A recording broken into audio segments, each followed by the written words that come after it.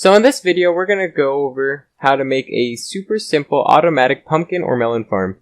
This is going to be another quick 5-minute build like the last video, and it barely uses any supplies to get it going. And I'll also explain the basic mechanism being used in it as well. Before we get into this video, I just want to say that we recently hit 250 subs, so that's pretty awesome. And if you found this video helpful, check out my other videos and subscribe if you enjoy. So the way this farm works is that this line of redstone powers all of these pistons, so that anytime one of the pistons is activated like this, by a block of melon or pumpkin being grown, it updates the line to activate every piston and break the block. It's a loop mechanism controlled by this boat and the pressure plate, so that when the first piston is fired, the boat goes off the pressure plate and unpowers the line of redstone. The build I'm doing specifically here allows for 10 pumpkins or melons to be grown. But you can obviously expand this by building outwards or building vertically and making more layers. So the materials you're going to need for this build are as follows. And obviously this is going to be for 10 pumpkins or 10 melons as I stated earlier in this video.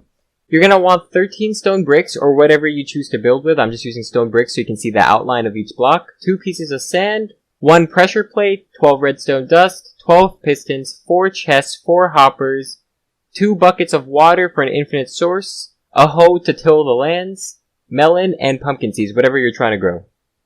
We're going to start off our build by placing a piston facing up, and then placing 2 pieces of sand right on top of it.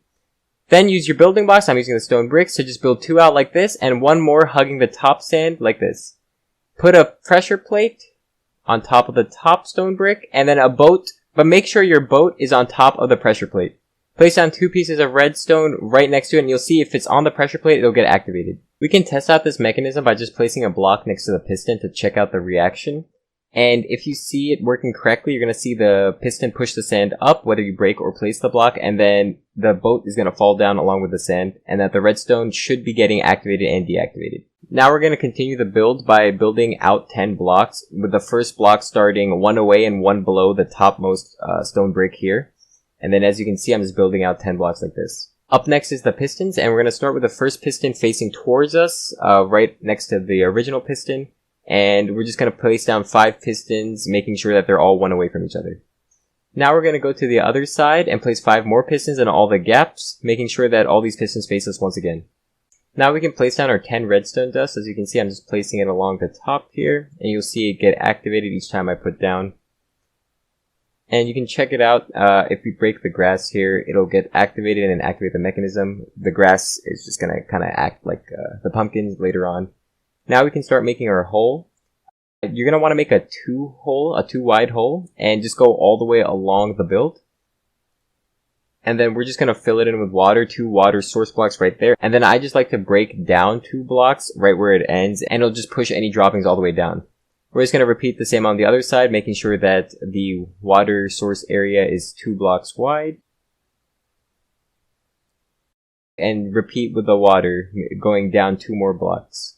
Now we're just going to finish up the hoppers and the chests, and the way I like doing it is by going to the end of the water source, breaking a 2x2 at the bottom, so 2 more blocks lower, and then 2 blocks right here, and then placing down a double chest right there, and then breaking the 2 blocks in front of it, and then placing hoppers that go into it. It's really important that the hopper goes into it, because as I throw this boat, you'll see that the hopper will collect it, and it'll put it into the chest. I'm just going to really quickly repeat it on the other side. So now that the build is actually almost done, we have our water streams to collect the pumpkin melons. We're just going to bring out our hoe, and we're going to till the lands. Now you're going to want to till in between the 2 parts that push, sure that your sapling doesn't get pushed. And then you can just plant your melon or pumpkin seeds on all these tilled lands. So I'm doing here. You can see that, again, it's not being blocked by the physical part that pushes it. We're going to do the same thing on the other side. It's going to have 5 tilled lands. Then we're just going to plant the seeds. So as you can see, some of the tilled lands aren't actually saturated with water, and we can fix this problem by going under like this and just placing a water source block right under this piston. We can just cover up the spot right next to it with a grass block, and you can see that the spot is actually going to get watered as the water flows through it. So that's actually it for the build. We've built everything as you can see, and this is a fully functional melon or pumpkin farm. It actually took less than 5 minutes, as you can see from the video.